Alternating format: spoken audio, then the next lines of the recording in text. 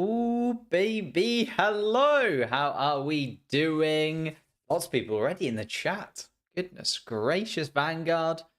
Fantastic. Lofi in there. Hey, it's Amy. How are we all doing? Let me just get a couple of bits and pieces set up and ready to go.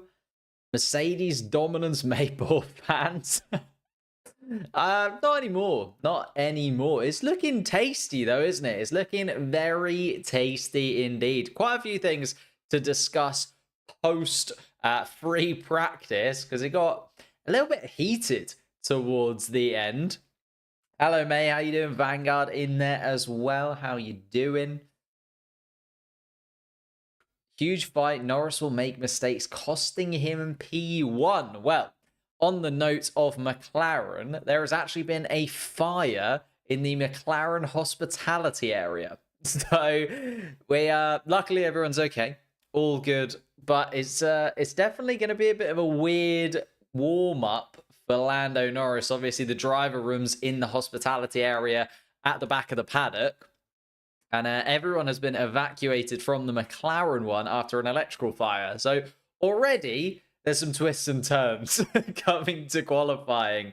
Hello, Xander, watching from the Philippines. Sally in there as well. Antonio, of course. How are we doing? Hopes for a spicy quali. Me too. Me too. Hector, McLaren fire is a sign that Ferrari will win. Interesting. Ace57, how you doing? Joanna, how you doing? Boopy Boop.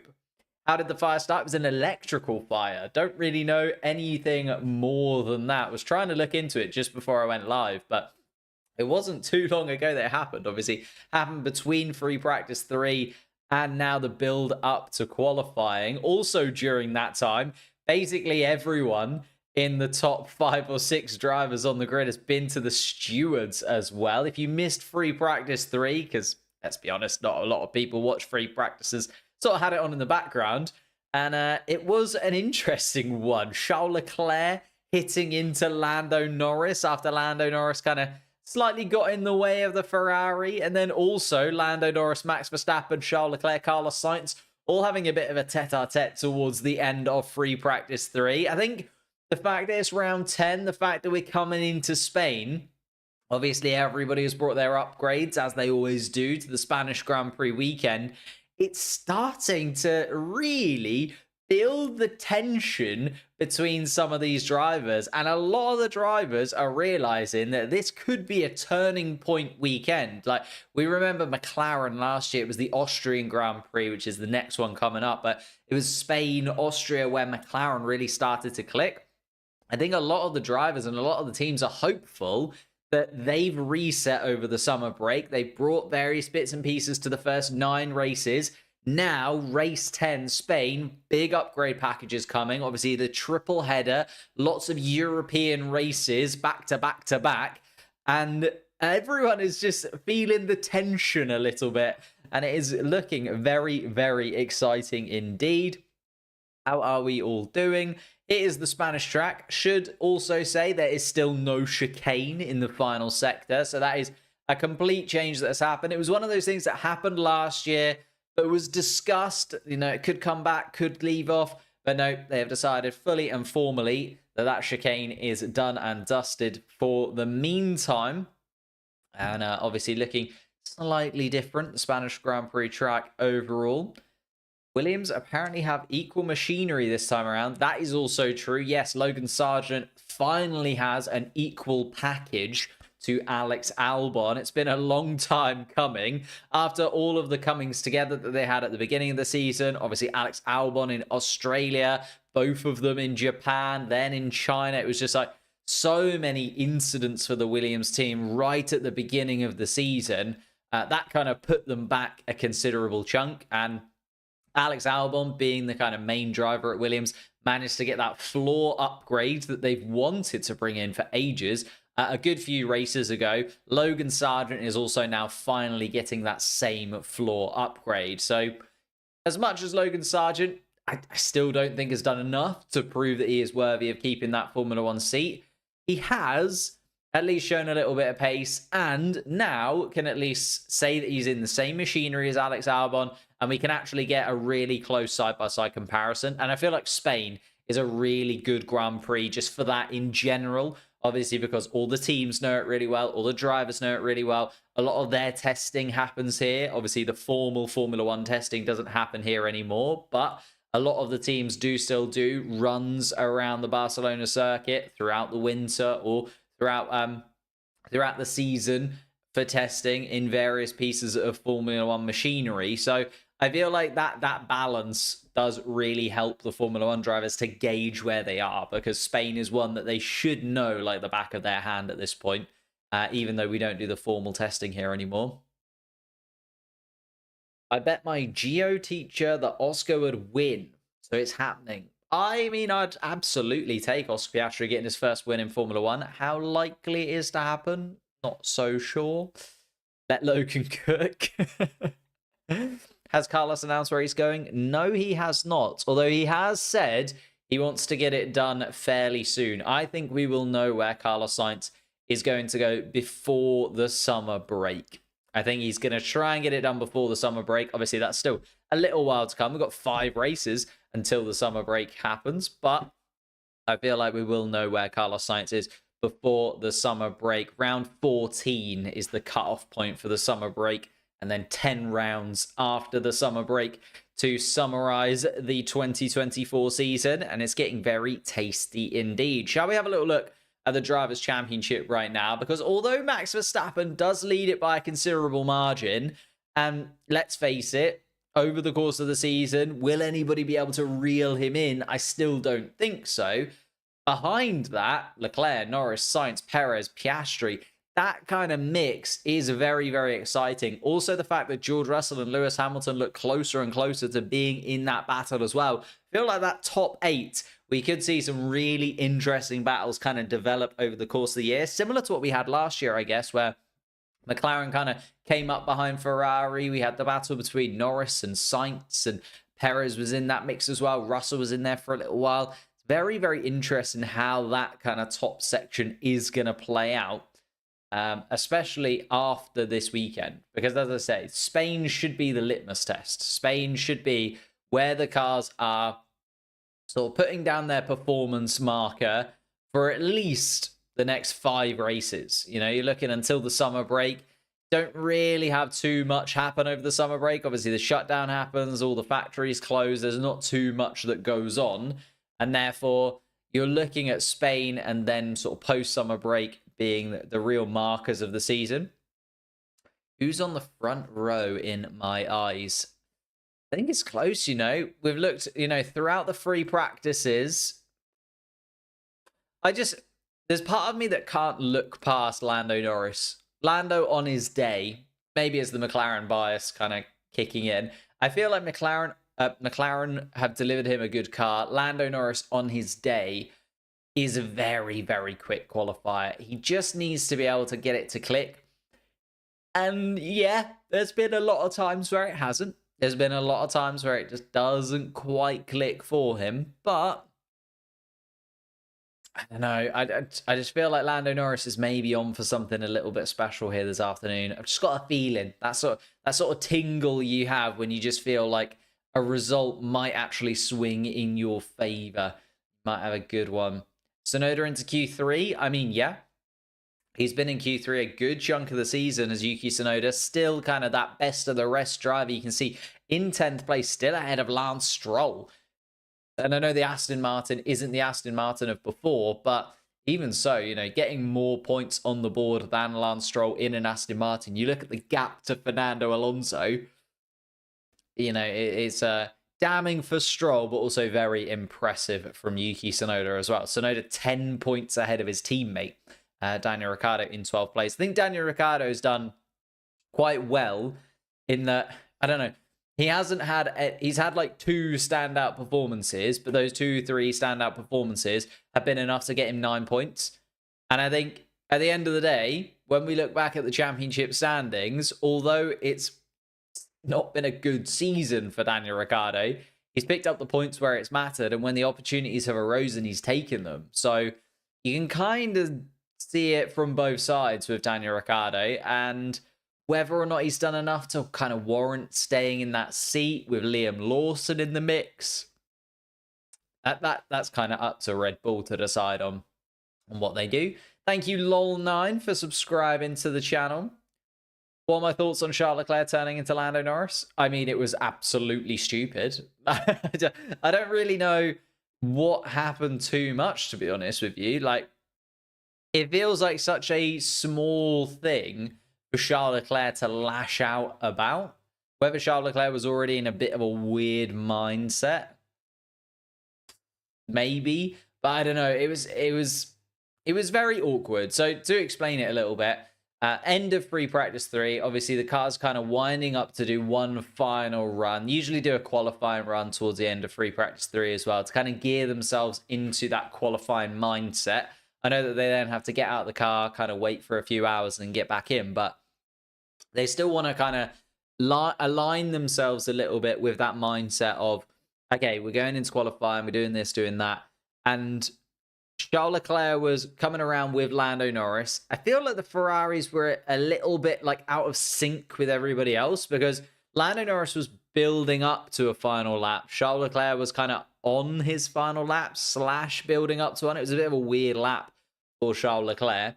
And Lando Norris, I thought, peeled off to the left-hand side of the track through the final sector, like, fairly well. Like, he wasn't in the way too much, I didn't think. But Charles Leclerc clearly did. Charles Leclerc got a little bit distracted by Lando Norris not moving out of the way enough, in his opinion. And, yeah, decided to bump wheels with the McLaren car. And, like, it was the most obvious turn in on Lando Norris you're likely to see. So, I don't know, bit of a weird one. Real weird one from Charles Leclerc. I know he's got a little bit of a temper on him sometimes as Charles Leclerc, but I wasn't expecting it, if I'm honest. Especially in free practice. You know what I mean? Like, if you see something like that in the race, you can kind of understand it a little bit more, in that there's just so much on the line, and obviously they are fighting for absolutely everything come the Grand Prix. But in a free practice, like, if he missed out on that final lap, would it have made that much of a difference to Ferrari's weekend? I don't think so. So yeah, a bit of a weird one from Charles Leclerc, although still very much in the mix, has still had a really good pace throughout the weekend. So is Carlos Sainz, actually, at his home Grand Prix. Obviously, Fernando Alonso, his home Grand Prix as well. His last win in Formula One came here in Spain, Fernando Alonso, 10 years ago. So he'll be looking to, well, he'll be looking to at least get some points on the board, Fernando Alonso. I don't think he's in the mix for winning a Grand Prix or anything like that.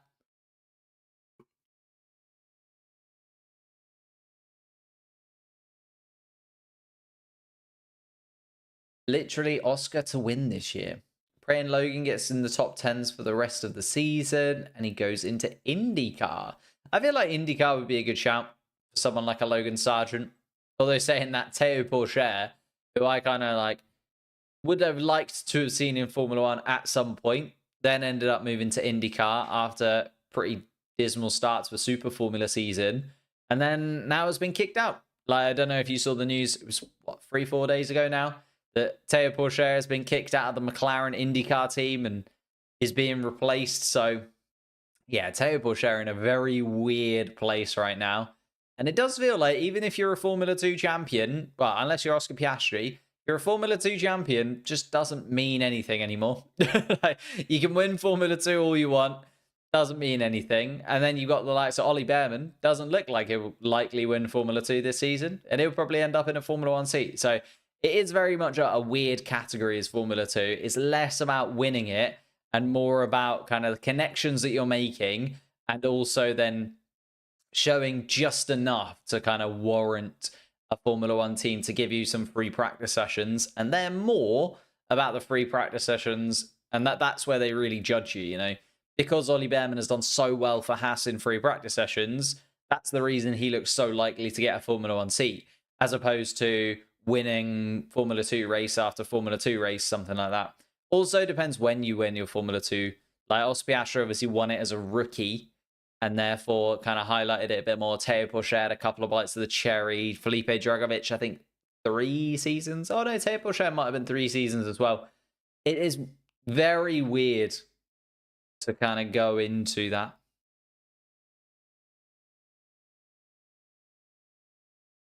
I think Oscar Piastri will be a championship contender.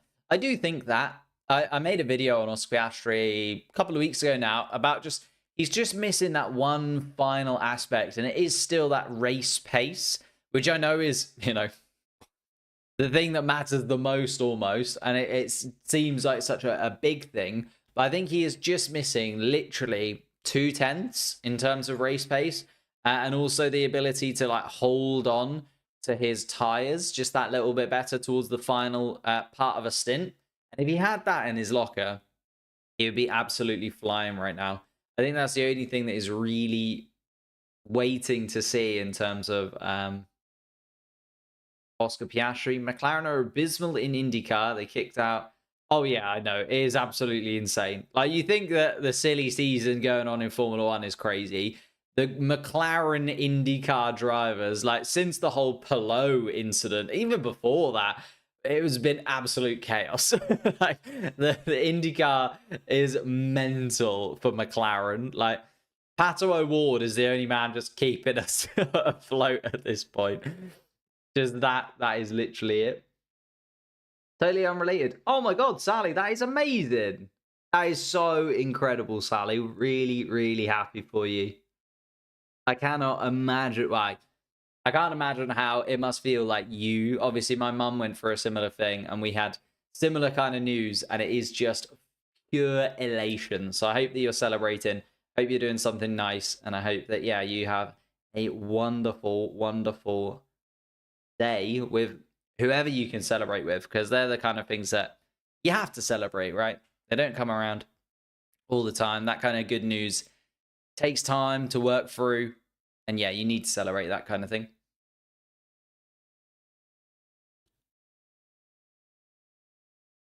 Who do I think will be on pole? So everyone's asking the same. Everyone, I don't know. It's really close. Could be Norris, could be Leclerc, could be Sainz. Verstappen is always in the mix, isn't he? Mercedes looks so much better in Canada. They haven't quite shown the pace in Spain that they had in Canada. I do feel like the Canadian Grand Prix circuit did lend itself slightly more to the Mercedes package. And therefore, we're looking at Mercedes kind of moving almost like McLaren did last year, where they maybe just have circuits that their car really does click with, as opposed to Mercedes having like raw out and out pace. You know what I mean? And then Red Bull have kind of gone the other way, where Red Bull were the thing is with Red Bull, they've always been fairly circuit specific. Like, you look at last year, and they did have weekends where they looked more vulnerable than others, right? They have always had that within them. I think just the rest of the pack has closed in enough that on weekends where Monaco, Canada, Singapore, those weekends where Red Bull's car isn't absolutely just clicking 110%, like, it does have those tiny little errors inside of it, and those little bumps in the chassis, and obviously the rear end stability is the thing that Max Verstappen has gone on about so much. I feel like that gap closing has just opened up the door on those weekends to other teams to then get involved. Whereas I feel like a track like this in Spain should really be the kind of thing that Max Verstappen clicks on.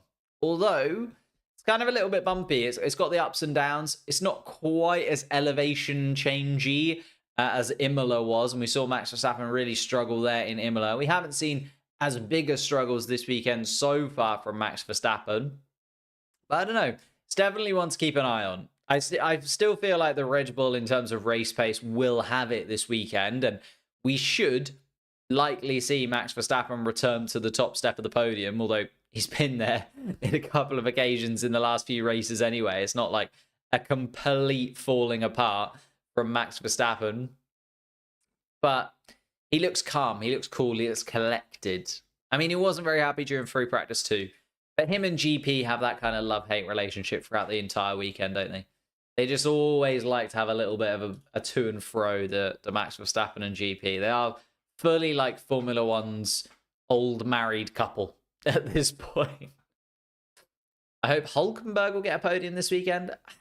The thing with Haas is they've done that same thing over again, right? Where they start the season, they look absolutely brilliant. But as the season progresses, it will slowly drip away. And that's just been the case for Haas for the last 3, 4, 5 seasons. 2023 seasons. 2021 was an absolute disaster from start to finish. But they always do look a little bit closer to the pace. You look at 2022, 2023, 2022, Kevin Magnussen started Bahrain picking up points. Like, was in the top 5 or 6, maybe I want to say.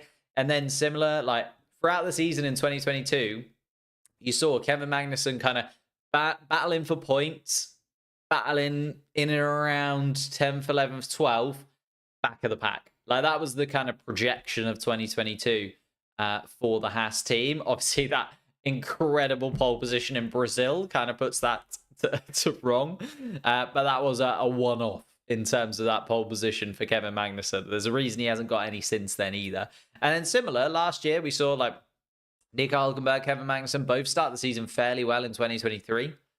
And then it's just slowly ebbed away, just dips away throughout the year. And at the end of last year, we were like, oh my God, coming into this year, Haas might be absolutely dead and buried. Like, they looked so slow at the end of last season that it was like, well, Haas are clearly going to be the 10th fastest team in 2024. And I think if you go to everybody's predictions for this season at the beginning of the year, basically all of us had Haas right at the bottom of the pack because it just didn't look like they were able to progress with their 2023 car at all. And it just didn't look like they were going in any kind of direction.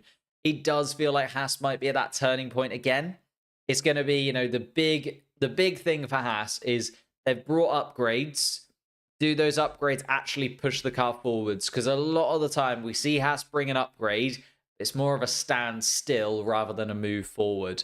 Because everyone else is moving forward, you know, tenths every single couple of weekends, bringing an upgrade.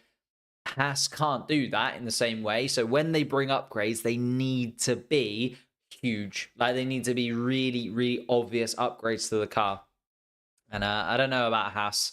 Just feel like they'll ebb away throughout the season. And unfortunately, like, the likes of Magnussen, Hulkenberg will kind of drip back towards 16th, 17th, 18th place more often, which is a real shame because Hulkenberg started the season absolutely phenomenally. Like, he was in the Q3. He was in Q3 all the time. He was doing so incredibly well. He was fighting for that, like, top 10 positions, getting points on the board for the team. Obviously, 7 points for the Haas team so far this season. But it does just feel like Alpine, Williams, they'll kind of close the gap and eventually actually jump Haas, probably not on track and also in the standings as well.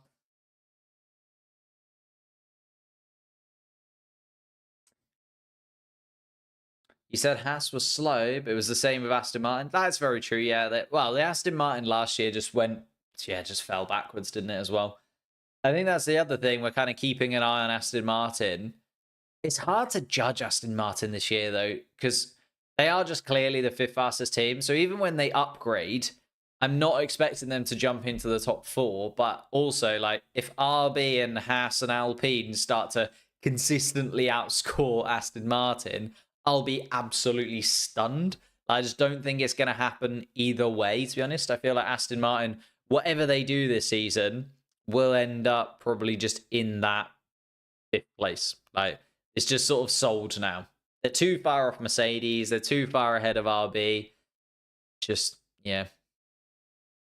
seems unlikely that that will go in either direction, to be honest with you. Alpine coming over their problems? Absolutely not. Absolutely not. I think they've kind of... I think the car itself is getting quicker, but behind the scene, the thing with Alpine has always been the behind the scenes. It's like a fish rots from the head. You know what I mean? Like, it's always the top of the Alpine tree that is on fire. Like, and then that slowly trickles down to the rest. And although the Alpine car, I think, will get quicker, they've obviously got the Ocon problem, like the fact that Ocon is going to be leaving at the end of the season. So all he's doing is really trying to prove himself to other teams, right? He's just trying to get a seat elsewhere. He's not necessarily really going for it for the Alpine team. And he won't be that team. He's never been that team player, really, but he won't be a team player to any extent now because he doesn't need to be. Then it's just one of those things where it's like, they're possibly getting rid of the Renault engines for 2026 and becoming a customer team. The whole point of Alpine being on the grid is supposed to be to like advertise Renault. So that seems pointless. And obviously advertise the Alpine team as well. It just feels like more and more, like, well, Tomo did a video on this, I think, when that news dropped. It just feels like more and more this Alpine, Renault organization just should have sold itself somewhere along the line. Like, there needs to be a turning point where they just realize, actually, we're just not getting anything out of this. Like, there's nothing really happening for anyone in this. So, I don't know.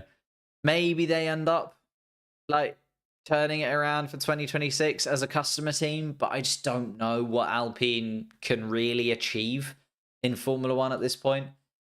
I just feel like it's kind of dead and buried for them, and they'll end up just, I don't even know. That's the thing. I don't know what is next for Alpine because it's just impossible to tell what they're going to end up doing because it really could just be anything. It could be anything. They could end up being the fastest team come 2026, or they could end up selling up, completely disbanding and disappearing off into the distance. Could go really either way. Shall we get ready for qualifying then? Thank you for subscribing, Woodrow Stephen Granada. Ooh, what a name. If you are new to the channel, hit that subscribe button. We're on our way to 90,000 subscribers. We overtook the 85,000 mark just a few days ago.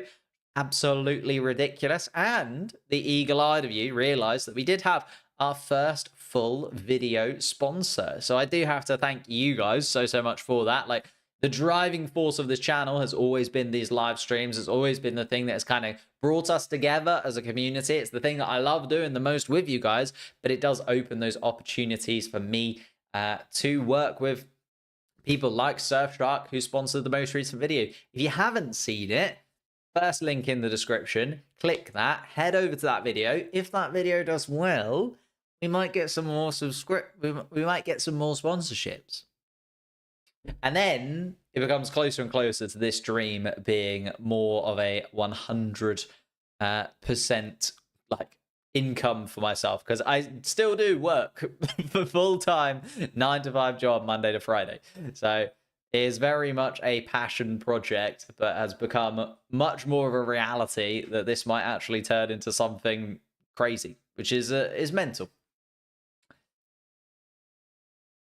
The read was so good, Surfshark should love it. Thank you so much, mate. Appreciate that, Ken. See, if anything, it's worth visiting the video just to see how good I am at advertising Surfshark. But yeah, if you click that link in the description, that would absolutely help me out. Maybe just have it on in the background. You know what I mean? You have this open in one tab. Have that open in another tab. Just mute that tab. Just let that video play out in the background. Then watch it later. Watch it again. Just have it on repeat in the background. Anything you can to help out would be absolutely amazing. But the main thing, leave a like, subscribe to the channel. They're the main things that you can do to help. It was free practice 3. We didn't even look at the free practice 3 final standings. Sainz, Norris, Leclerc at the top. This is what I meant. Verstappen kind of in the mix, all within a 1/10 of a second.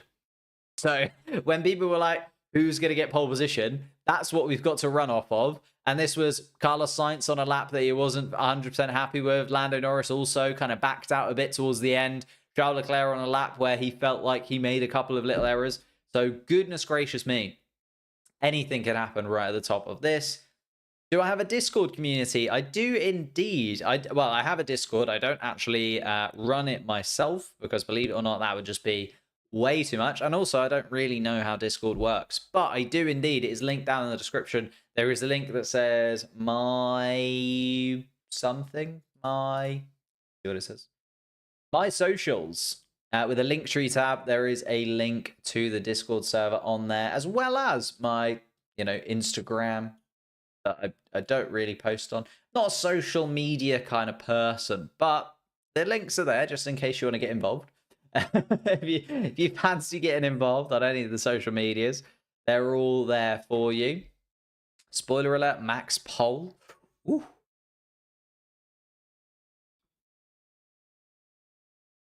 If Sainz wins this weekend, I'll reignite the Ferrari fan civil war. I mean, the problem is Carlos Sainz is gone at the end of the season, right? So even if there's a civil war, it's only going to last for another 12 Grand Prix. It's not too much of a civil war. Carlos Sainz knows he's leaving. It's not like Ferrari are going to back out halfway through the season. They're going to go, no, we don't want Lewis Hamilton. They're always going to want Lewis Hamilton. Lewis Hamilton's going to be the man that moves into the Ferrari seat next season. Whatever Carlos Sainz achieves. I genuinely feel like Carlos Sainz could have probably won the Formula One World Championship this season. Ferrari would still opt to get Lewis Hamilton in. There is so much that is done for the Ferrari brand, just having Lewis Hamilton in that seat. Like we saw the Ferrari stock exchange skyrocket as soon as the announcement came. But like Lewis Hamilton brings so much more than just on-track ability, and he brings that in abundance. Thank you, Sally. Appreciate that. Especially for a first time. Well, I try my best. Yeah, it was a bit of a, it was kind of one of those weird things that I kind of didn't realize that when you make a video for a brand, obviously they have to check it. So a lot of the time what happens is I get home from work, I've recorded a video beforehand and then I edit it the day after because there's only so much I can do in a day. So I record it like one evening and then edit it the next. So I recorded it on Tuesday, edited it on Wednesday and was like, perfect, I'll post it Wednesday evening. Not allowed to do that. You have to wait for someone at Surfshark to like give you the thumbs up. Then I was like, okay, I haven't posted anything Wednesday. I haven't posted anything Thursday. So it did only drop yesterday between Free Practice 1 and Free Practice 2. So if you could head over, have a little check of it, that'd be absolutely lovely. But shall we get into qualifying then? We are seeing cars out on track. I'm just realizing that my timings are not updating. Shall we reset those just very quickly? Because believe it or not, Zhou Guanyu is out on track. Here we go. It's going to just reset itself. Might take a second, but nobody is setting any ridiculous lap times at this point. Zhou Guanyu is going to get around the final couple of corners and be the first man to set a flying lap. We've then got the RBs of Ricciardo and Tsunoda out on track. Stroll and Sargent there as well. And everybody else kind of leaving it a moment. Just 5 cars of the 20 out on track. Apologies, it's... Actually, should I just hide it for a sec? It'll take a second to load.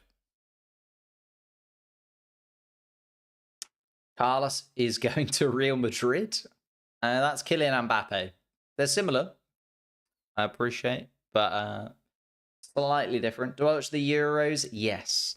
In fact, I'm slightly annoyed that I can't watch, what is it, Georgia, Turkey right now? No, Georgia, Turkey was the other day. Georgia, Czech Republic right now.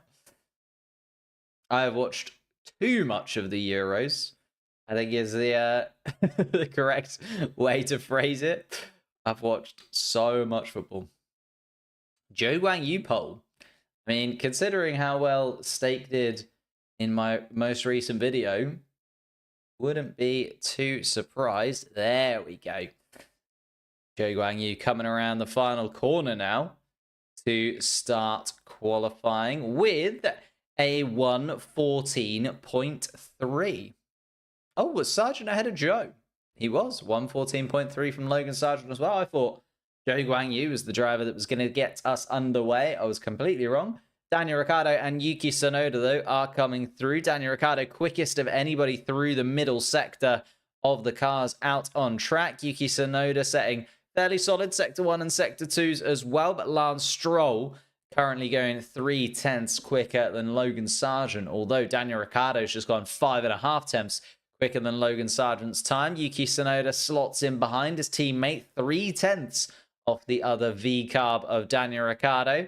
Where's Lance Stroll going to slot into this then? It was a very quick first sector, middling second sector, and goes into second place. Lance Stroll just 8 thousandths of a second quicker than Yuki Tsunoda, and that 3/10 off Daniel Ricciardo. Here come some of the big boys then. Sergio Perez's Red Bull being followed out by Alex Albon in the Williams. Max Verstappen still waiting to be released. And there he is, the current Formula One world champion, is escaping from the garage. Carlos Sainz at his home Grand Prix, 13.5 minutes to go. Still waiting in the wings. I think everybody's just being a little bit cautious, holding onto their tires a little bit as well. Are expecting that the track is going to evolve fairly heavily. There was quite a bit of rain here on Thursday and Friday.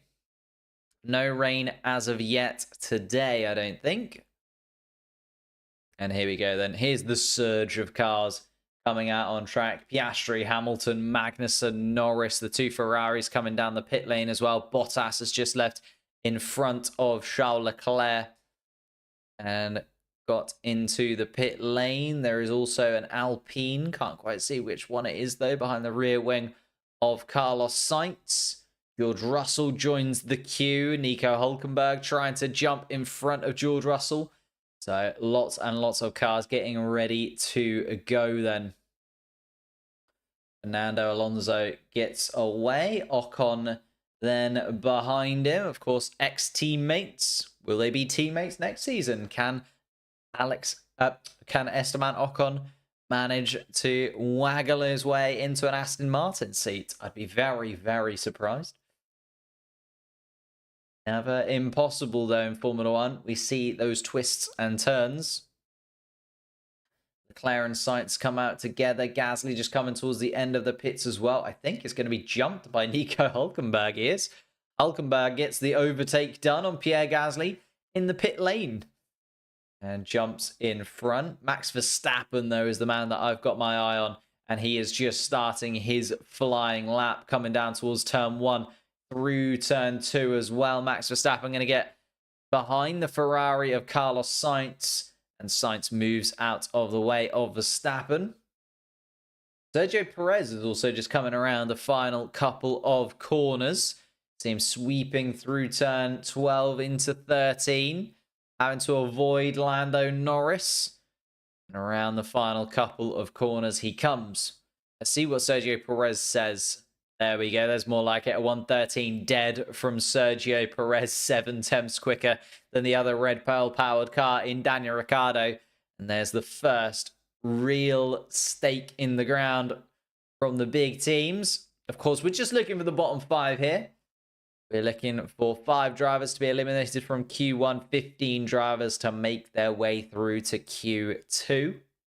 And Fernando Alonso starts his flying lap. A lot of Aston Martin merchandise you can see in the crowd here in Spain. Fernando Alonso, Spanish hats as well. They'll be supporting both of the drivers, Fernando Alonso and Carlos Sainz, of course, their home Grand Prix weekend. And Max Verstappen then comes to the party. A 112.3 from Verstappen. A 113 dead from Oscar Piastri puts him second place, with Alex Albon slotting into 4th place. Lewis Hamilton comes across the line as a 113.0 as well. Max Verstappen has just ruined everyone else's day at this moment in time. Although, having said that, Lando Norris wants to get involved. Has gone quickest in the first sector of anybody. What's his final time like? Oh, 8 hundredths of a second off the top spot is Lando Norris. Very close indeed. Fernando Alonso does complete his lap and goes 6th fastest, so just slots in behind the kind of top 4 teams. That's where we'd kind of expect Fernando Alonso to end up at the end of qualifying. Esteban Ocon then comes in 7th, slots in behind. Bottas actually comes in and displaces Esteban Ocon for 7th place. Charles Leclerc has actually gone quickest of anybody through the middle sector. Carlos Sainz quickest through the first sector, though. So the Ferraris now coming into it. And Charles Leclerc goes quickest by 0.05 of a second. Carlos Sainz, though, a 10th and a half off his teammate, slots into 4th place on the grid. That does put Yuki Tsunoda, Logan Sargent, and Zhou Guanyu into the bottom 5. Pierre Gasly and George Russell, the two drivers yet to set a lap time. Where's Gasly going to put himself? 5th place overall. The Frenchman jumps in, and George Russell then goes 5th to take Gasly's place and put him 6th. So that is Ricciardo, Stroll, Tsunoda, Sargent, and Zhou. Lance Stroll's on a lap. Lance Stroll goes 13th fastest. Apologies to Lance Stroll. It's Zhou Guanyu, Kevin Magnussen, Ricciardo, Tsunoda, and Sargent, the 5 drivers that need to improve. Oof. Charles Leclerc putting himself top of the tree. And I did think that Max Verstappen had just kind of set a lap time there that was just out of reach, especially with Hamilton and Piastri being so far off the pace, 7 tenths down, Hamilton and Piastri. But Charles Leclerc, the man who has become synonymous with speed on a Saturday, finally finding it again. He said in recent weeks, Charles Leclerc, that he's been disappointed by his Saturday performances because he just hasn't been able to click with the Ferrari this season so far. Maybe the upgrades come into the Ferrari package. Now looking like he can turn Canada, which, let's face it, was an absolutely abysmal weekend for Charles Leclerc, and come back into Spain with a little bit more positivity. Alex Albon is then dropped into the bottom 5. Daniel Ricciardo up into 15th place. Logan Sargent also in the new look Williams car. What can he do? Finally has the same balance as Alex Albon. Parity at Williams has been restored after a shaky start to the season. Can Logan Sargent make the most of it? No, not at this moment in time. Still 5 tenths off Daniel Ricciardo's time in 15th place. So a lot of time to find for Logan Sargent.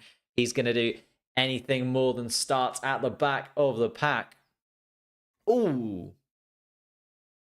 And Lance Stroll's lap actually fully impeded by Logan Sargent's Williams. Wow. Yeah, Logan Sargent is really not putting in a solid performance right now. Has had over 30 Grand Prix to get to grips with qualifying now, has Logan Sargent in Formula 1. He's probably going to end up with at least, 10 or 12 more because he will stay in the team until the end of the season. But Williams looking more and more like, now making eyes at other drivers. James Vowles has come out and said that they would like a driver of the kind of Carlos Sainz caliber to come into the team if possible. So he is looking very much out of a seat for next season, Logan Sargent, and I can't really see where he's going to slot in anybody else. What happened to Logan? Just incredibly slow and also impeded Lance Stroll, and it was kind of a hard and fast impede, to be honest with you. Not really sure there's any way that he can get around that and prove his innocence. Alex Albon, though, has been on quite good qualifying form in the recent couple of weekends. I think he's been in Q3 the last 2 Grand Prix. Obviously, Canada last season was a real turning point for Williams, and it did feel like Canada this season also just felt like it was about time that Alex Albon really started to turn up to the party. Some big upgrades coming for Williams. Obviously, some huge upgrades were planned at the beginning of the season. Then they were just set back by the collisions that the Williams drivers had with the barriers and with other drivers. But now, finally getting those upgrades onto the car, let's see if Alex Albon can make the most of them. 16 fastest at this moment in time, but starting a flying lap. And he's got the whole track to himself as Alex Albon. Let's see. Little bit of an onboard. Ooh, gets a little bit out of shape through turn 2. You can see just really pushing that Williams car to the absolute limits. finding the white lines of the circuit, using every millimeter of track that he can, and he is just a 10th down on Daniel Ricciardo's 15th place time through the first sector. Williams trying to get through to Q2. I'd be very surprised if he can make it another Q3 performance, because the Williams car not overly suited to a track like Spain. Although we have seen that they are trying to push the car towards being a more of an all-rounder, because that was the thing last season with Williams. They were very dependent on it being a high-speed track. If it was a high-speed track, Alex Albon would be in the mix. If it was a low-speed track, they may as well not have turned up for the Grand Prix. Whereas this season, we have seen more of a regulated pace from the Williams car. But Spain, I do feel like, is going to be a big test for them. And Alex Albon, at the moment, doing okay on that test, getting himself in 12th space. Is that going to be enough to get him through? I don't think so. He might need to improve once again if he can. 3 minutes on the clock. I think he's going to have too much time. Get back around, change tyres, and come out again. Might be right on the button for Alex Albon if he can.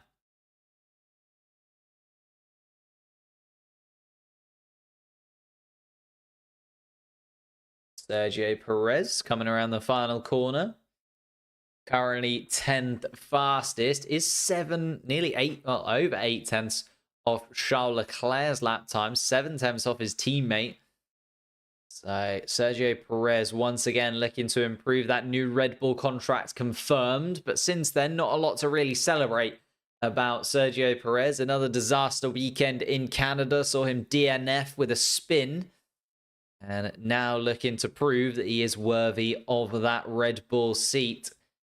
Heading into 2025 and 2026 is a 10th down on Charles Leclerc's time through the first sector, though.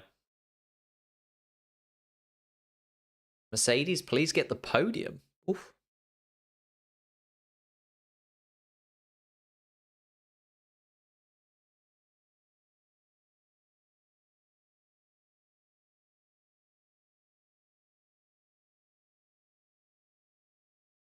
Sergio Perez, 2.5 tenths down on Leclerc, but a much improved lap time from Sergio Perez. Again, just cannot be a Q3 exit from Sergio Perez again, can it? Needs to be an improvement from the Mexican, especially on a track that should suit the Red Bull car much better than the last few have. Sergio Perez goes up to 6th fastest, 2 tenths off Leclerc. I mean, it's much better than the 8 tenths he was. Valtteri Bottas across the line, 5 tenths off the pace. Zhou Guanyu just slots him behind his teammate, 8th fastest with a minute left on the clock. These are the final runs for most of the grid. Gasly and Ocon crossing the line to start their flying lap. Ocon comes across the line and goes 7th fastest, quicker than the Saubers. Magnussen slots into 10th place. And Alex Albon now dropped back into the bottom 5s. He's going to be out of this one. Lewis Hamilton, though, has just gone quickest of anybody through the middle sector and starting to find some sheer pace in that Mercedes car. 14th fastest at the moment, but that is going to change very, very dramatically as he comes across the line and goes quickest. I didn't think he was going to get quite up to Charles Leclerc's time, but he's a 10th up on Charles Leclerc. Lewis Hamilton absolutely rattling around in the Mercedes car. Leclerc, Verstappen, Norris, Sainz, and Russell in the pits. So it looks like Hamilton is going to take the fastest time of Q1. Alonso, though, 16th fastest right now at his home Grand Prix. It was a poor first sector from the Aston Martin. You can see he's absolutely rinsing it for everything it's worth through the final sector and gets himself safe. Fernando Alonso takes the checkered flag, and it is 9th fastest. Gasly then coming across the line for Alpine. Comes across the line, goes 10th fastest, also puts himself nice and safe. Lance Stroll, though, 18th fastest at this moment in time. And Yuki Tsunoda also looking, it's going to close. Lance Stroll, 14th fastest. Tsunoda's improving, though. Better in the first and second sector from Yuki Tsunoda. Oh, it's not enough, though. And Nico Hülkenberg. Hülkenberg does. Hulkenberg up into 12th place. That puts Kevin Magnussen, his teammate, out of qualifying. It's going to be both of the RB cars. Unless Logan Sargent can do something, both of the Williamses as well. Sargent improving through the first and second sector. Is he going to be quick enough? No. Last overall is Logan Sargent. So it is Kevin Magnussen, Yuki Tsunoda, Daniel Ricciardo, Alex Albon, and Logan Sargent, who will start at the back of the field for the Spanish Grand Prix tomorrow. Kevin Magnussen, so close. Just a 10th, less than a 10th off Lance Stroll. And Lance Stroll will breathe a sigh of relief there in the Aston Martin. Got through into Q2. Oh, Yuki Tsunoda.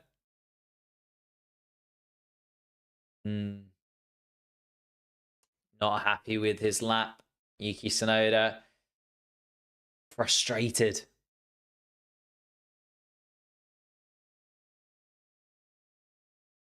Oof.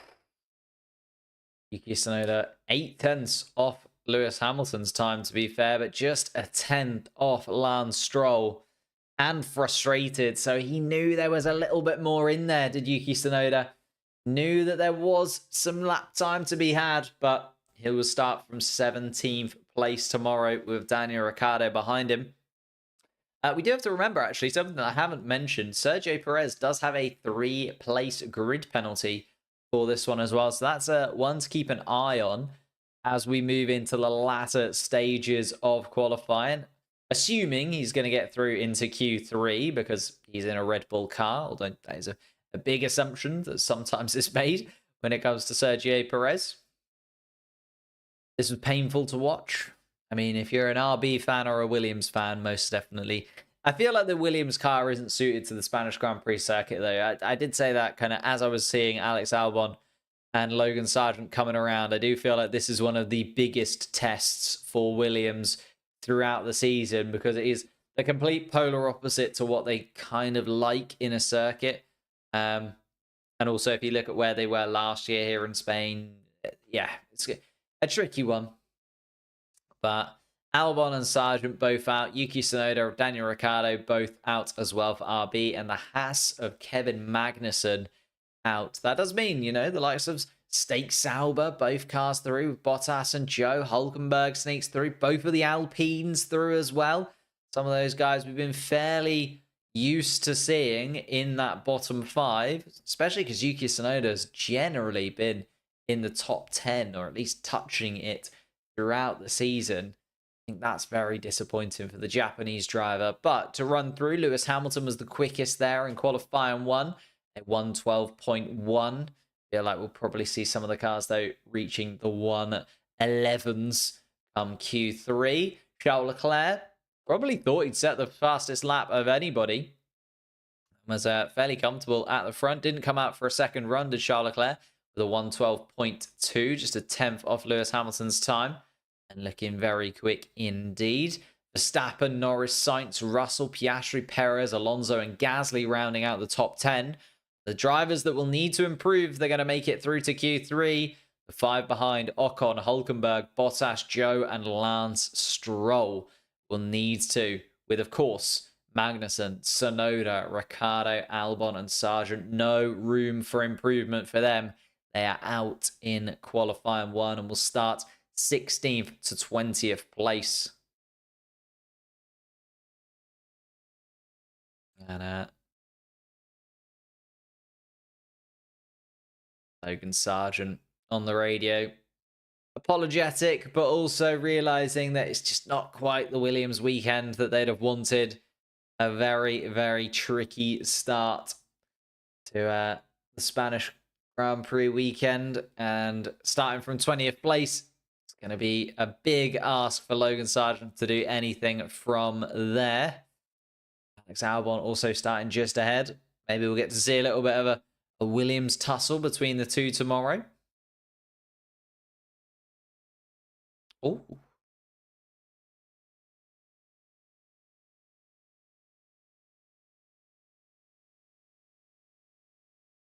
If Hamilton gets pole, I'll marry anyone. Interesting. Hamilton in Q3. Goodness gracious. Gotta get there first. Got to get there first. Nisa doesn't believe. Verstappen P1, Norris P2, Leclerc P3 is their prediction. It's like watching Canada. Exciting at first, boring at the end. Do you think? I don't know. I feel like this could go all the way to the wire. Leclerc, Verstappen, Norris, now Hamilton entering the fray. Sainz has been very quick so far this weekend. Russell you can never really count out. Piastri in terms of qualifying pace has always kind of been up there. You know, you look at Piastri in Monaco, being so incredibly close to that pole position there. So, qualifying has become very, very tight, especially with those top teams and all of them improving in recent weekends. It does feel like even the slightest error, you know, half a tenth, sometimes not even, can be the difference. Well, I mean, we saw George Russell and Max Verstappen literally set identical pole position times in Canada. That is how close it is right now between those top teams. It is almost impossible, I would say, to really predict who is going to do it. The finest of margins will be the difference between pole position and possibly even 4th, 5th, 6th place on the grid. We are into Q2 though. The green flag has been waved and a green light at the end of the pit lane. But again, everybody's just going to be patient here. Doesn't want to be the first to blink and go out on track. We did see this in Q1 as well. Just we're likely to see the clock run down by a minute, maybe a minute and a half before we see. Oh, no. And Aston Martin deciding to get on track earlier than expected. I thought we'd kind of wait until the 14-minute mark before we see anybody out there. But Lance Stroll wanting to get on with it right now. He was 15th fastest in Q1. And Lance Stroll now out on track.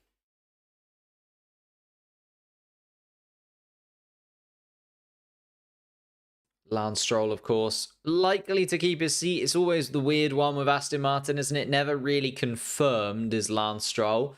More just expected to roll on. Does have a rolling contract with the Aston Martin team. So, impossible to tell you whether or not he's going to be at Aston Martin. Or sorry, impossible to tell you whether or not he's ever going to lose out on an Aston Martin seat because it's just so behind the scenes in terms of Lance Stroll and his situation, but he'll want to get at least a little bit closer to Fernando Alonso. You look at the driver's standings, Fernando Alonso starting to build a considerable gap now to Lance Stroll, and it's to be expected, but also you want to see Lance Stroll at least be within touching distance of his teammate every now and then. Still out on track all by himself now, the Canadian, after his home Grand Prix a couple of weekends ago. Let's see what he can do. Nobody out. I thought we'd see maybe a few drivers come out in the mix just to get out on track, but everybody waiting for the clock to tick down. It's going to be a big rush at the end of this. Everyone waiting for someone else to be the first driver to blink. Lance Stroll, though, just enjoying the track all to himself.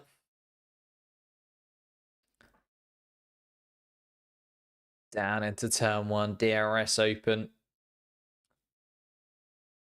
Flat through turn 3, all the way down to turn 4.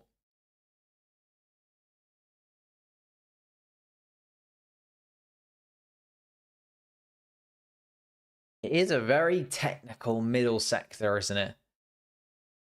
Just need to get right on the balance. Every single apex, millimeter correct. Wrestling through the car. Tiny little lift at the apex of 9. Going down towards turn 10 now, making his way through 11 and 12. Kind of sweep through one another.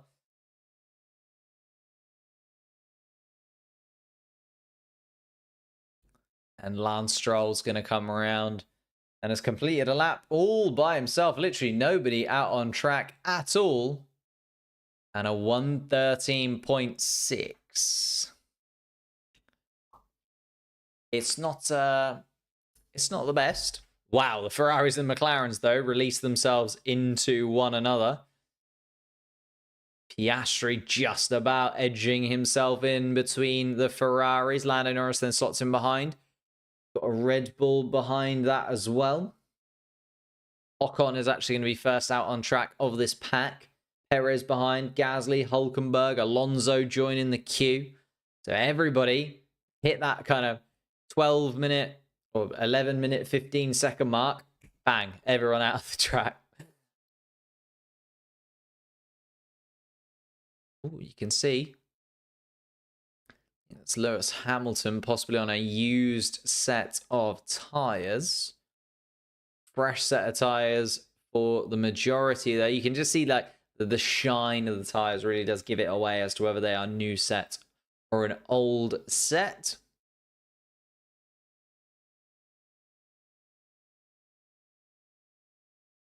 Lance Stroll, 113.6, just making his way back around.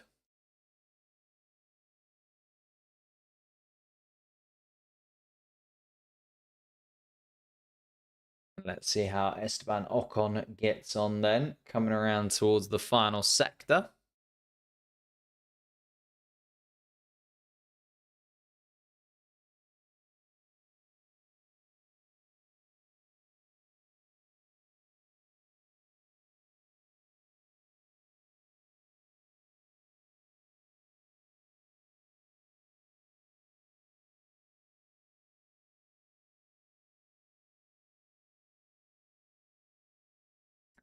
Verstappen still not out of the pits yet. Goodness me.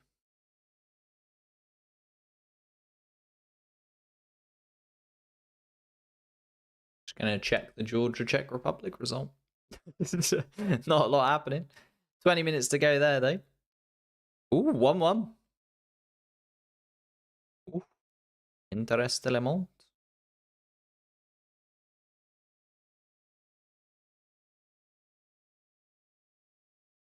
Ocon, though, is the first driver who's going to set a lap time post Lance Stroll. George Russell finally getting out on track. It's one of those things. Everybody came out onto the pit lane at kind of minute 11 there. George Russell, 2.5 minutes waiting to get out on track in the pit lane. Goodness me.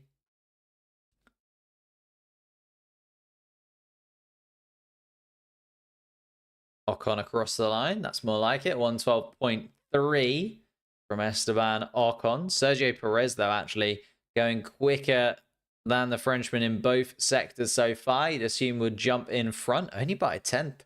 Sergio Perez, 112.2. Very decent lap from Esteban Ocon, although Gasly, quickest of anybody through the middle sector so far. See, quite a small range of cars that have gone through it, but Gasly's going to go quickest. And is just a 10th quicker than Sergio Perez as Pierre Gasly. Nico Hülkenberg can't even respond. Goes third fastest of everybody so far. Charles Leclerc has just gone quickest of anybody through that first sector, though. Alonso coming around the final couple of corners to see where that Aston Martin will be. Goes just in front of his teammate. 3.5 tenths off the pace. Bottas goes quicker. He's 3 tenths dead off the pace of Pierre Gasly, who's still the quickest overall, though Charles Leclerc going a 10th and a bit quicker. Carlos Sainz has just gone quickest through the middle sector of anybody in his Ferrari. Piastri is the quickest man through the middle sector until Carlos Sainz comes through the middle sector and takes that from him. Carlos Sainz looking like he is on an absolutely blistering lap right now. Charles Leclerc is the first person to do a 112 dead so far in qualifying today. Carlos Sainz looking like he's going to get into the 111s. Oh, Oscar Piastri goes quicker, though. A 112 dead from him. 0.03 of a second quicker than Charles Leclerc, but Carlos Sainz on an absolute screamer of a lap comes across the line. A 111.8 for the Spaniard in front of his home crowd. Max Verstappen's gone quicker than Carlos Sainz through that first sector. And Lando Norris, 0.02 of a second quicker than Carlos Sainz. Wow. absolutely ridiculous right now. And Max Verstappen absolutely stamps his authority on everything. I thought, the first sector, a little bit off was Max Verstappen. Maybe he wouldn't do it. Nope. Second sector, third sector, almost perfect. 111.6 from the current world champion. So Sainz down into third place after all of that. Gasly, Perez, Hulkenberg, and Ocon into the pits is Bottas, Alonso, Hamilton, Stroll, and Joe, who are in the bottom 5. Lewis Hamilton, let's just have a little look. Yeah, Hamilton, poor middle and final sectors from Lewis Hamilton. Left him 3/10 down on Esteban Ocon. And of course, it was the used tyre, of course. Used tyre of Lewis Hamilton. I did think they looked used when he was in the pit lane. But it was a used set of tyres for Lewis Hamilton. And that used set of tyres might just cost him, especially if there's any kind of red flag or any kind of rain in the next couple of minutes. It's going to be very, very difficult for Lewis Hamilton. Well, it's going to be impossible for Lewis Hamilton to get through. A red flag or an incident happens at just the wrong time. All you need is a yellow flag or a red flag to come down at the wrong spot. That's why everybody comes out and sets a lap time to just get themselves through. And there is Lewis Hamilton returning to the pits. 4.5 minutes left on the clock here in Q2. We're looking for 5 drivers to drop out of qualifying. At the moment, it will be Valtteri Bottas, Fernando Alonso, Lewis Hamilton, Lance Stroll, and Zhou Guanyu. The 5 drivers who will join: Kevin Magnussen, Yuki Tsunoda, Ricciardo, Alex Albon, and Logan Sargent out of qualifying. Hulkenberg once again putting himself into Q3, and Esteban Ocon, and both Gasly and Ocon sneaking into the top 10 for Alpine as well. But Lance Stroll trying to improve. He's out on track all by himself once again. Here's Lance Stroll.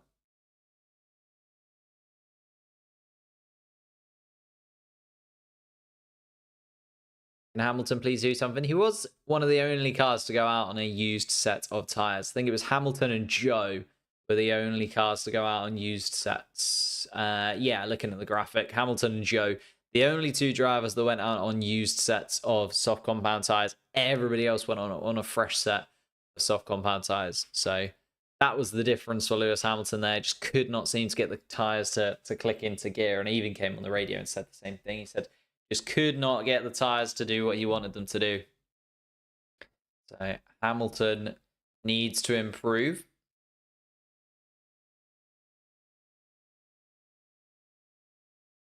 Yeah, there's 4 minutes left. Well, 3 minutes left now. A lot of cars getting back out on track. In fact, Lewis Hamilton out on track already, just coming through turn 5. Valtteri Bottas and Zhou Guanyu behind, but the queue of cars in the pit lane, as we have become accustomed to seeing in Formula 1 in 2024. Obviously, they took out the rule where you could go incredibly slow through the final sector. What we used to see was this queue of cars, but instead of it being in the pit lane, it was in the final sector. Now we see it at the beginning of the lap as the cars just give themselves a little bit of space to the rest. Try and get enough room to do what they want to do, because you don't want to be right under the rear wing of somebody else. Helps you on the straights, a little bit of a toe down the straights isn't going to go amiss, but through the corners, the dirty air, you just don't get the downforce that you would in this era of Formula 1. And you're right behind another car in front. Lewis Hamilton just coming around the final corner is going to start his flying lap. And Hamilton on a fresh set of tyres. So this is going to be really what clicks for Lewis Hamilton. Lovely clean run, actually. George Russell, the next car on the track, but is a corner or 2 ahead. Lewis Hamilton 0.2 up on Lance Stroll. But remember, Lance Stroll is 0.7 off the pace. So Lewis Hamilton, to really get in the mix, does need to improve on Lance Stroll by a considerable margin. Projected knockout time is a 112.2. Yeah, I can see that. Hülkenberg and Stroll kind of under a little bit of pressure. Gasly in the mix. Ocon has obviously dropped down after Lance Stroll got himself up into 10th.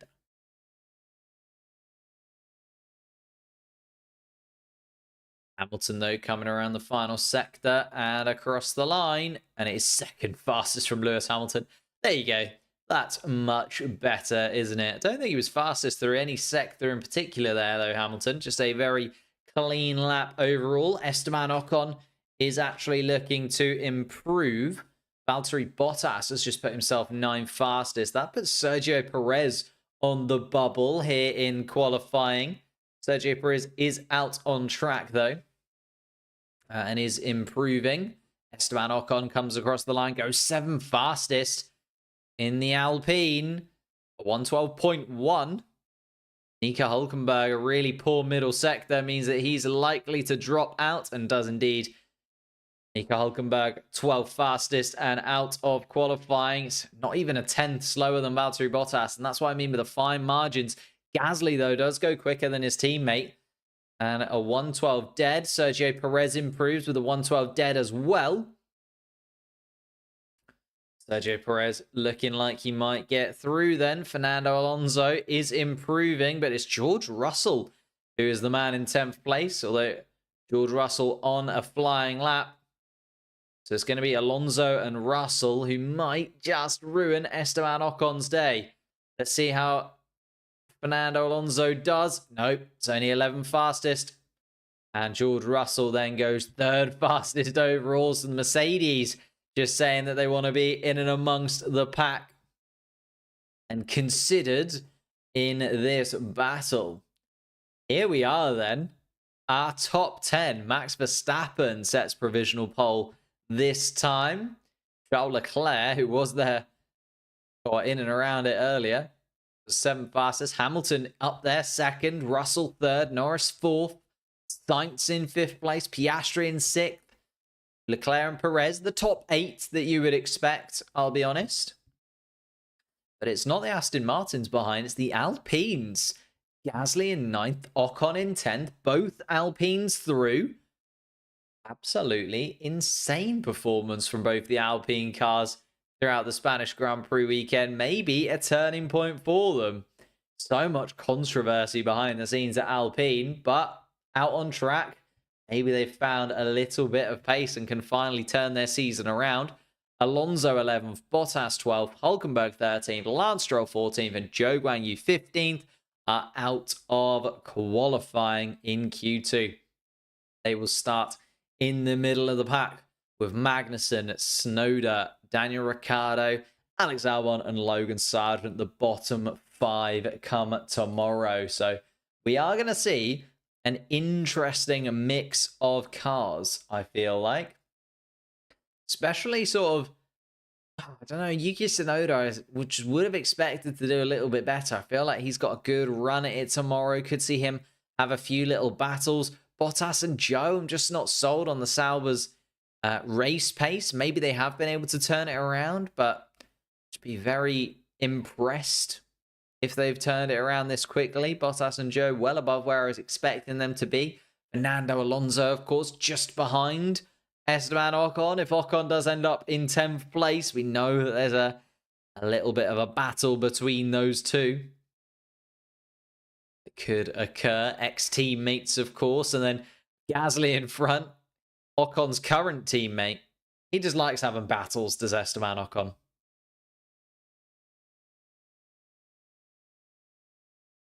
Norris, Hamilton, Verstappen, Leclerc, please. Oof. That would be a hell of a top 4, to be fair. I'll take it. I'll bite your hand off.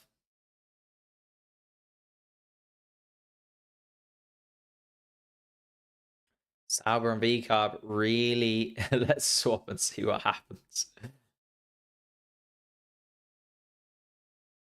Goodness me. Well, there we are then. We go into Q3. It's the 8 drivers you'd expect, the top 4 teams all present and correct, which hasn't been the case for a couple of races. Sergio Perez has been very mixed over the last few weekends. Hamilton and Russell, Hamilton in particular, has kind of had a few qualifyings in recent weekends where he's complained about the car. Seen him drop out. Charles Leclerc had an absolute nightmare weekend last weekend in Canada. But is the top 8, as you'd expect them to be, kind of in the mix for the battle. And then both of the Alpines joining them. So 5 constructors make up the top 10 positions. Hulkenberg and Tsunoda, the kind of guys that we've expected to see within that top 10. Fernando Alonso as well, currently out of qualifying. They'll have to start from outside of the points come tomorrow's Grand Prix. Aston Martin struggling, just looking at an onboard with Hulkenberg. Just through turn 10, yeah. We've seen a few drivers kind of slalom through there a little bit. Just have to catch the car round turn 10. Even George Russell, actually, they're just showing he was a 10th and a half off, but just a little bit caught out by turn 10. That just seems to be the corner there. Everybody's having a little bit of a struggle. Let's have a look at the sector times. This is the best possible sector times from each of the drivers. And you can see it's clear to see where the improvements have been made. Interesting that Alpine are the most competitive in that final sector. You look at Ocon and Gasly, starting in the first sector, not really there. Then even in the second sector, 8th and 10th place, but right up there in terms of that final sector are Gasly and Ocon. That's where they're making their lap time and getting the Alpines through into the top 10. Whereas Ferrari, kind of the opposite. Carlos Sainz and Charles Leclerc right in the mix during the first sector. Sainz in the second sector being able to keep it going, whereas Charles Leclerc 13th fastest overall in the second sector. And then it's the flip from the Ferraris, 5th fastest from Charles Leclerc in the third sector and 13th fastest from Carlos Sainz in the final sector. I feel like it's that final sector, though, there's going to be the difference, as we keep seeing drivers through turn 10 just making a tiny little adjustments, which is costing them lap time. And that'll be the turning point. If somebody can absolutely nail that final sector, I feel like they will be in contention for pole position, because you can see it there, right? Hamilton and Verstappen quickest through that final sector of anybody, quickest through the Q2 session as well. Verstappen first, Hamilton second. Russell, a little bit of a mix.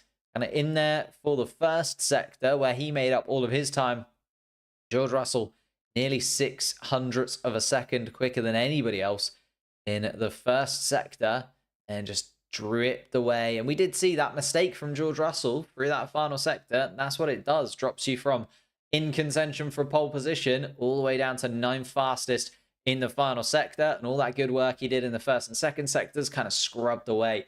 Left him 3rd fastest overall.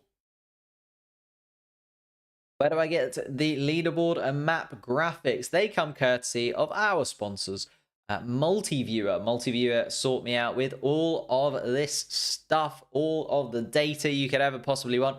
All you need is a Formula 1 TV subscription. Then you can sign up for Multiviewer, which is completely free.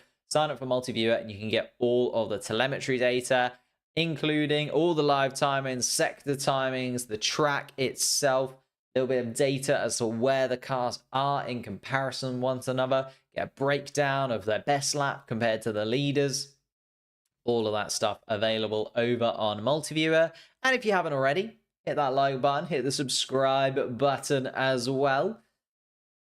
I want to jump off a bridge seeing that Alpine are faster than Aston Martin. Yeah, Aston Martin. Even Fernando Alonso. I did think Fernando Alonso might just be able to sneak it. If you're going to have one driver who's going to be like 9th place, I mean, he is in the standings, but it's going to be Fernando Alonso, right? He does seem like the 9th fastest driver this season, does Fernando. Just dropped out, 11th place at his home Grand Prix. Oh, that's the wrong one. That's track limits violations, of which there have been none so far. Lovely to see. Any investigations underway? Lance Stroll, Sergeant Russell under investigation, but nothing happened from it. So all all done and dusted. I was looking for this one here, which is, of course, our track map and radio messages. You can see Sergio Perez coming out first and foremost. Going to be a little bit quicker to get going this qualifying session. Only 12 minutes long. We saw everybody kind of coming out of the pits just after 11 minutes in Q2. And it seems like we're going to see the same now. The Ferrari of Carlos Sainz getting out into the pit lane. And there's the McLaren of Lando Norris following behind as well. Oscar Piastri. Oscar Piastri and Lando Norris need to change their helmet colors. I saw the yellow sort of brim of Oscar Piastri's helmet and thought it was Lando Norris. Very similar yellow that they use. Verstappen comes out on track behind his teammate as well, but Perez is going to have a lot of lead to everybody else. Ocon, Sainz, Piastri, Gasly as well there. Here comes Charles Leclerc coming down the pit lane. He's going to join the queue of traffic. Lando Norris just waiting to be released.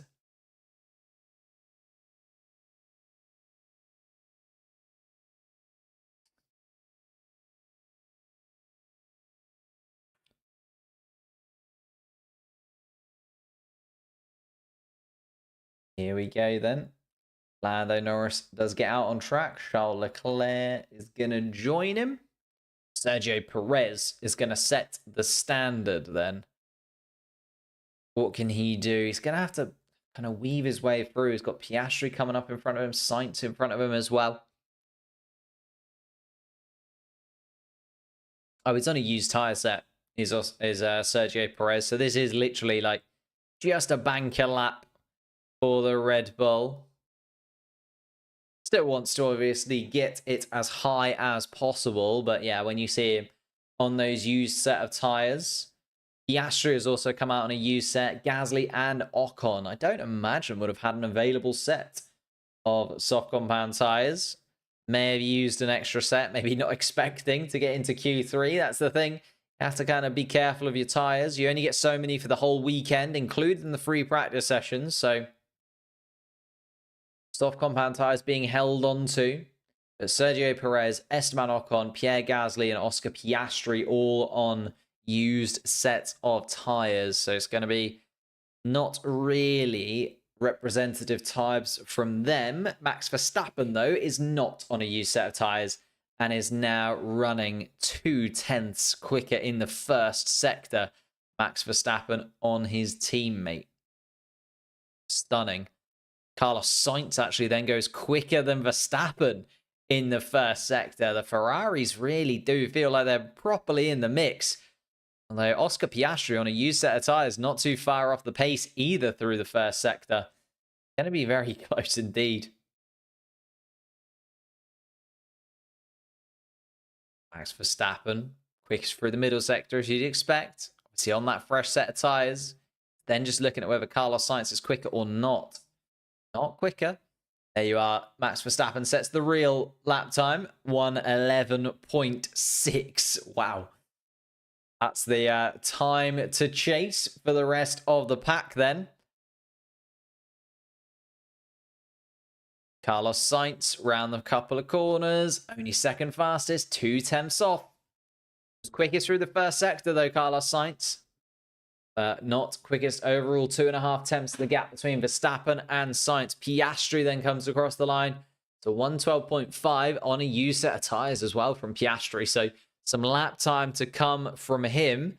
Lando Norris has just gone quickest of anybody through the middle sector and is almost half a tenth up on Verstappen through the second sector. So Lando Norris, final sector here, needs to be clean. And the Briton could put himself on provisional pole. It's going to be so incredibly tight, though, between the two. Round the last corner. And it's only second fastest. Wasn't quite quick enough through that final sector was Lando Norris and just missed out on provisional pole by 1/10 of a second. Charles Leclerc is going to be next up and only fourth fastest from Leclerc. Second row for the Ferraris at this moment, although Russell and Hamilton still yet to set their times. Hamilton through and goes third fastest. displacing both of the Ferraris. And so does George Russell, goes fourth fastest. So it's gone from the second row to the third for the Ferrari duo as Lewis Hamilton and George Russell take those third and fourth spots. Oscar Piastri's lap time was deleted for a track limits violation. Gasly, Ocon, and Perez, the three at the back. Gasly and Ocon quicker than Sergio Perez. All of those guys on used tyres, though, so weren't expecting them to be properly in the mix, and that's why Charles Leclerc is only 3/10 off, whereas Gasly over a second off the pace. They will get a little bit closer than that, you'd expect, on a fresh set of soft compound tyres. Oscar Piastri coming into the pits, though, and it does need to improve. He'll get a fresh set of tyres as well.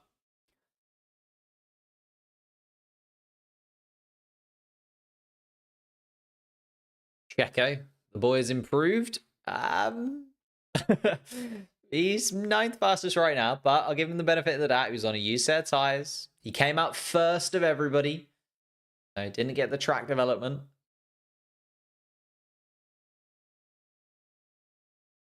But Gasly, Ocon, both getting the better of Sergio Perez on used tyres as well. The fresh sets of tyres went to the top 6. Verstappen just a 10th faster than Norris. Norris then 200ths of a second quicker than Lewis Hamilton. Another 200ths gets you to George Russell. And this is what I mean. It's not even tenths anymore. It's hundredths of a second that can be the difference between second place and fourth place right now. Carlos Sainz then just a 10th off. Ooh. George Russell not very happy at all with Lewis Hamilton. Maybe Lewis Hamilton going a little bit too slowly or weaving around a little bit too much on the preparation lap. George Russell complains over the radio, but his engineer, we'll talk about it afterwards, head in the game. Still one fast lap left to go. One more opportunity to take pole position here in Spain. And they look very much in the mix, do the Mercedes cars. Oscar Piastri, though, 10th fastest. We're looking at him on board right now. He knows what he needs to do. Track limits violation cost him his lap time. Can he improve? We would hope so. Hello, Ryan, mate. I'm doing good. Doing good. Checo's renewed his contract. He has indeed. Checo with a 1+1. So he could be at Red Bull all the way through till the end of 2026 on the current contract that he has, depending on an agreement with him and the team at the end of the 2025 season. So looking like Sergio Perez is at Red Bull for the long run.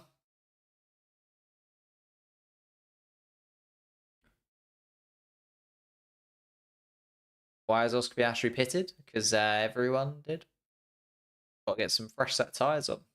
The final 3 minutes of qualifying. This is where it counts then. You get through Q1, you get through Q2, you put your lap times in, you get provisional pole positions, all you like. This is where it counts for those top drivers. 10 drivers, 1 lap each. Let's see who's going to be top of the standings going into the Canadian Grand Prix. Of course, one of those tracks where it does matter. Majority of the time, the Spanish Grand Prix is won by whoever sits on pole position.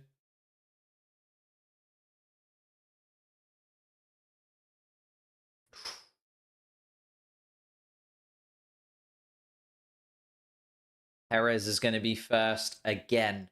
It's going to be Perez, then Piastri. Ocon, Sainz, Leclerc. Max Verstappen is going to be 6th across the line. In fact, Gasly is going to come out in front of Norris. And then it looks like the Mercedes cars are going to be last across the line. I think George Russell, after complaining about Lewis Hamilton's preparation lap last time around, is going to come out in front of his teammate. It's going to be the 2 Mercedes cars that are finally across the line. No, George Russell's going to come up behind his teammate again. I thought they might swap it around after the little tete-a-tete from George Russell over the radio, but going to keep it going. Sergio Perez then and Oscar Piastri starting their flying laps. This is it. Come on, Oscar. Let's Let's see your best, Oscar.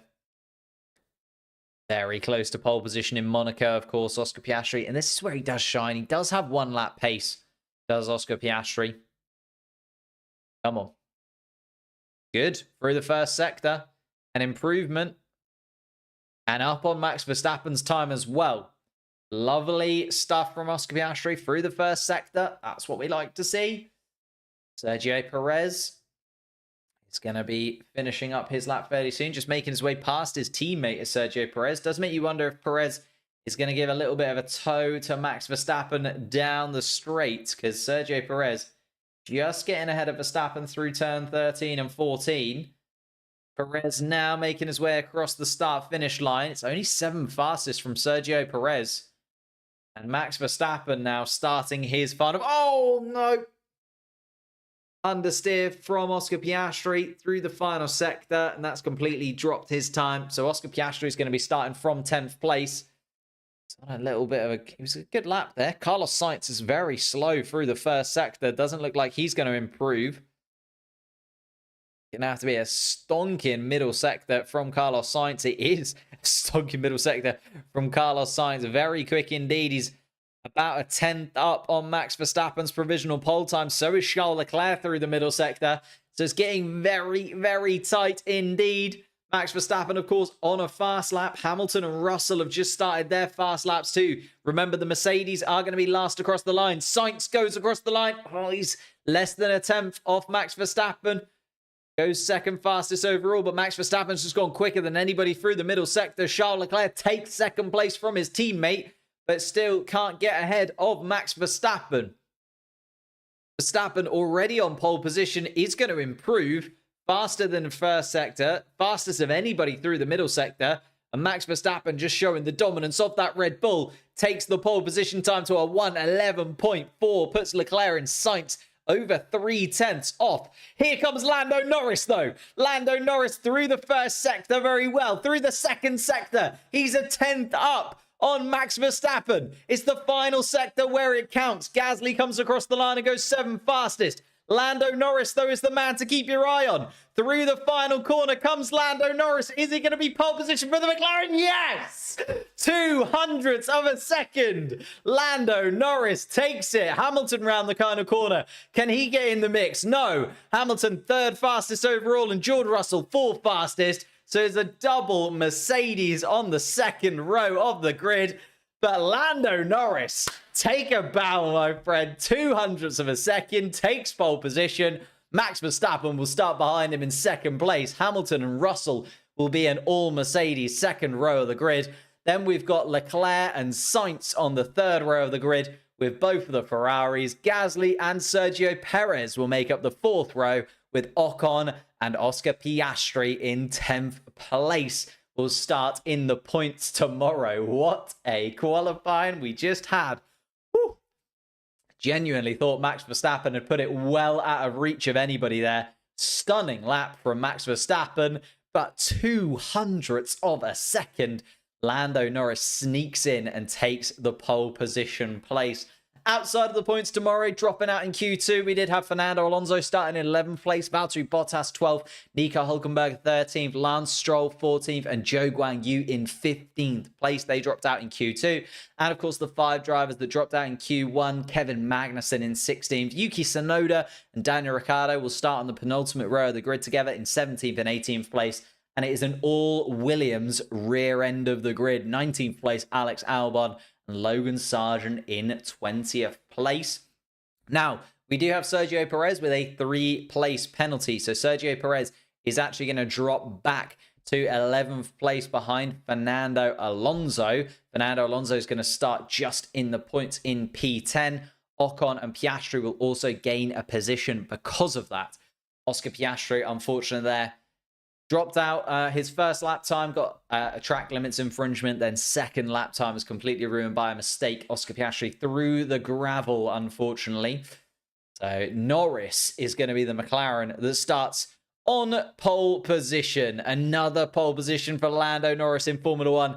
Can he turn that into a 2nd victory tomorrow here in Spain? We'll have to wait and see. Max Verstappen in 2nd place. Hamilton 3rd. Russell 4th. Leclerc 5th. Carlos Sainz in 6th place. Gasly, Perez, Ocon, and Piastri was how they qualified. But again, Sergio Perez, 3-place penalty. It's going to drop Perez from P8 to P11. Ocon's going to start behind his teammate. Piastri is going to start in 9th place. And Alonso in 10th place. Thank you guys so much for joining me. Thank you so much for watching. Hope you have enjoyed. If you did enjoy it, leave a like on the stream. Subscribe to the channel if you are new as well. And I will see you tomorrow for the Spanish Grand Prix. It's looking very, very tasty. Very tasty indeed.